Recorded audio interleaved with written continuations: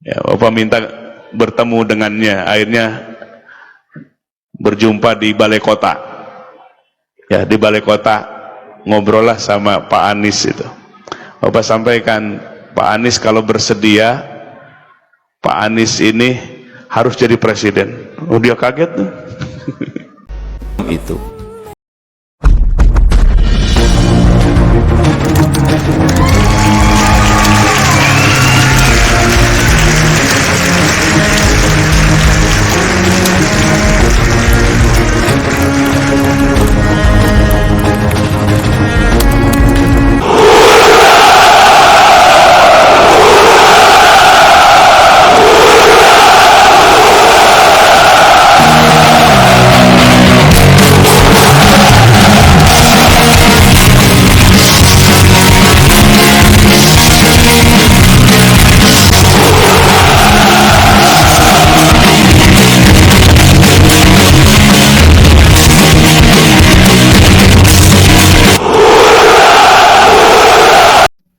Assalamualaikum warahmatullahi wabarakatuh. Om Swastiastu, Namo Buddhaya, salam kebajikan, salam rahayu, selamat datang, selamat berjumpa lagi bersama Gus A dalam channel Tanda Tanya Politik.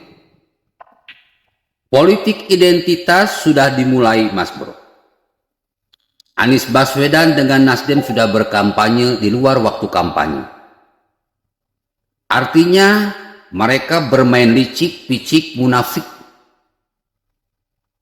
Saatnya rakyat Indonesia dari Sabang sampai Merauke bersatu padu.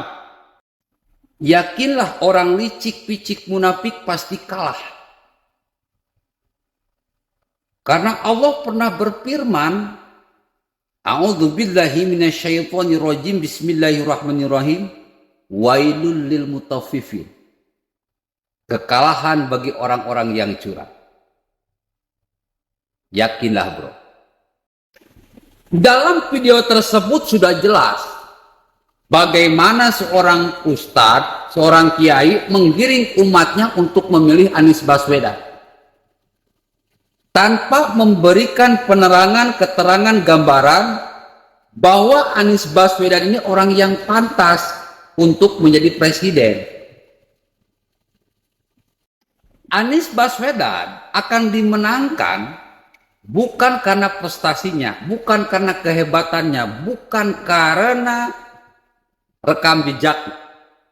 Tetapi dia akan lagi-lagi dimenangkan dengan politik identitas, menjadikan agama sebagai tunggangan. Dalam bahasa saya disebut sebagai jinah politik, jinah agama. Bapak, Ibu, hadirin pemuda-pemudi sebangsa setanah air dimanapun kalian berada. Tahu nggak apa yang dimaksud dengan jinah?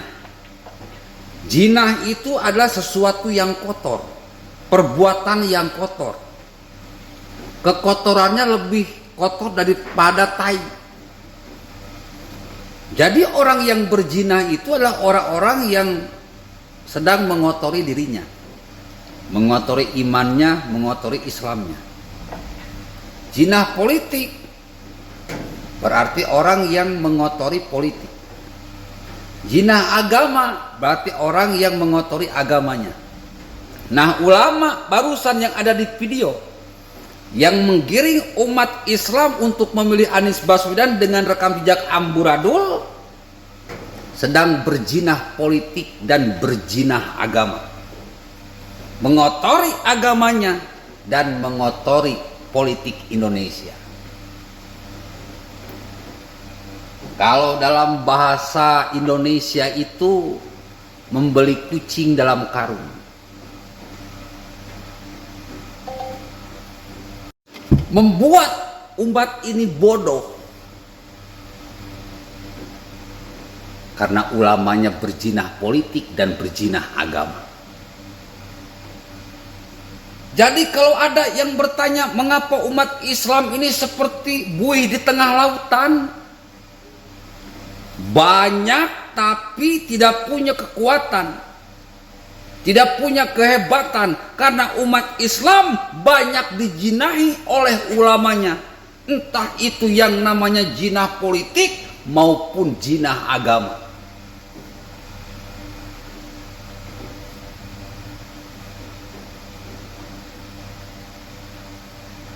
Dia nggak mau tahu Anies Baswedan ini melakukan lebih bayar. Lebih bayar itu korupsi. Korupsi itu perbuatan yang dilaknat oleh Allah Subhanahu wa taala karena mencuri. Mencuri dalam Islam disebutkan potong tangannya. Kenapa yang mencuri harus dipotong tangan? Karena mencuri itu perbuatan yang sangat dibenci oleh Allah dan Rasulullah Sallallahu Alaihi Wasallam. Perbuatan kotor yang akan mengotori tubuhnya dan mengotori imannya. Anies Baswedan lebih bayar mulu.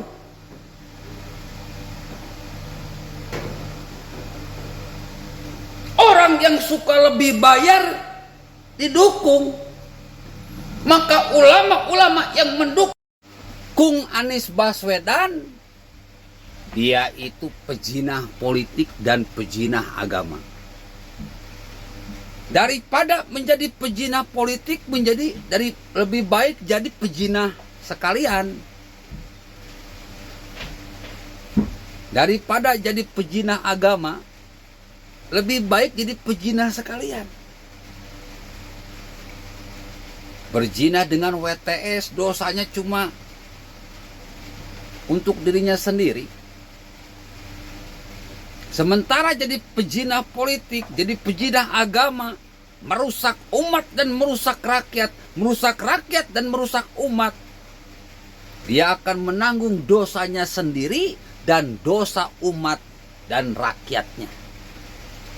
Kata siapa jadi ulama pasti masuk surga?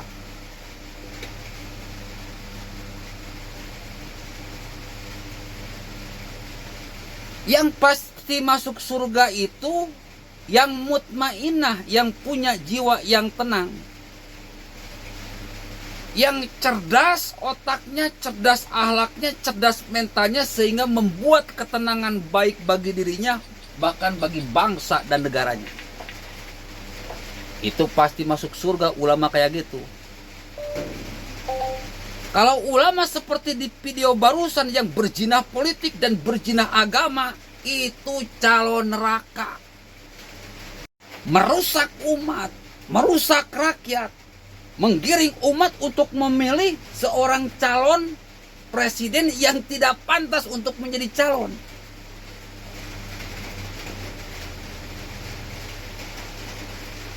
Ulama-ulama brengsek kayak gini.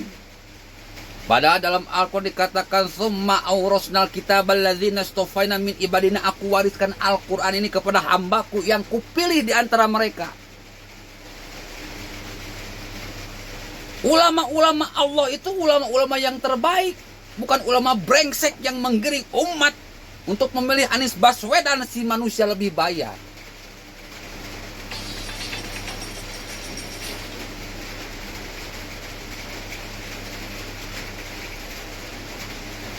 Saya ketawa-ketawa saja, bro. Mimpin gubernur aja, mimpin DKI aja gak becus, apalagi mimpin negara. Disuruh normalisasi sungai, malah naturalisasi sungai. Akhirnya Jakarta tenggelam.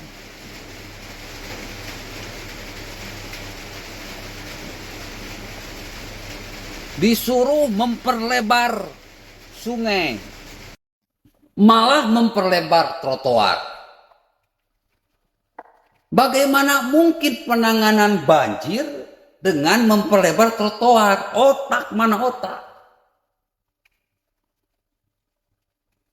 Kalau mau mengatasi kemacetan, bukan memperlebar trotoar, tapi memperlebar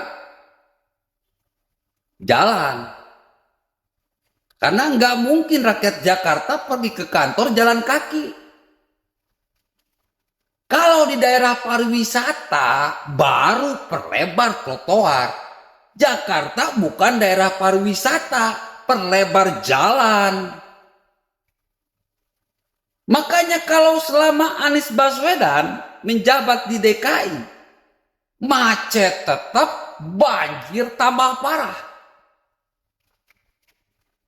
Orang kayak gini didukung karena dia orang Yaman, karena dia katanya Islam.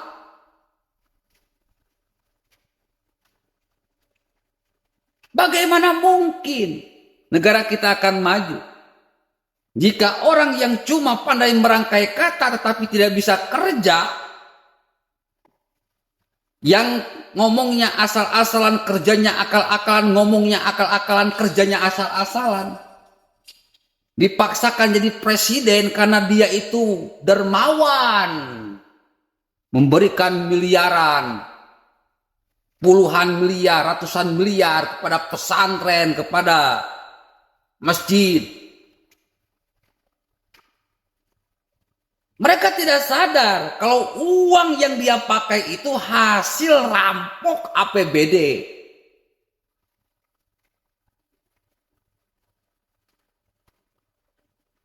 Lihat Formula E.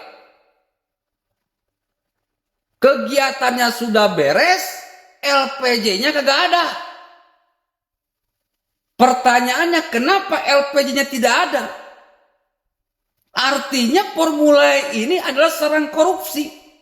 Perampokan uang rakyat besar-besaran, bergotong royong.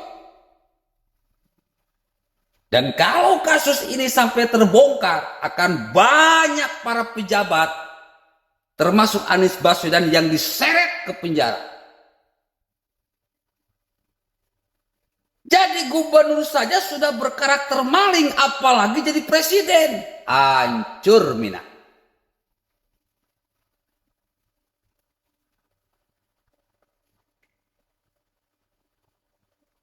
Ibu bapak hadirin pemuda-pemudi sebangsa setanah air, 2024 itu bukan masalah Anies Baswedan, Ganjar, dan Jokowi, bukan.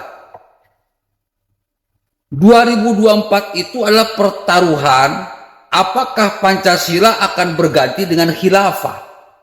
Itu yang pertama. Dan yang kedua adalah semua negara di Eropa itu dalam kondisi krisis, kekurangan pasokan sumber daya alam. Di Indonesia yang namanya sumber daya alam itu masih berlimpah ruah. Jokowi dalam video tersebut sudah mengatakan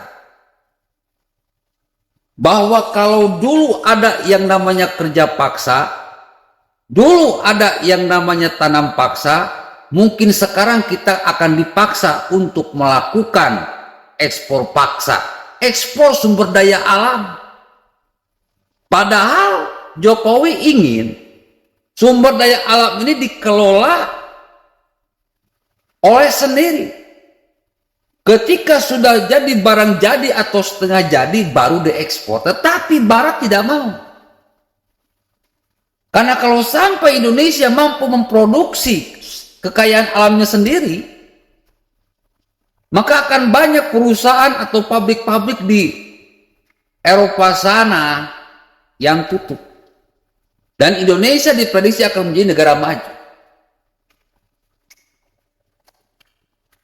Oleh karena itu 2024 itu akan banyak negara-negara barat yang menghendaki terjadi pergantian presiden.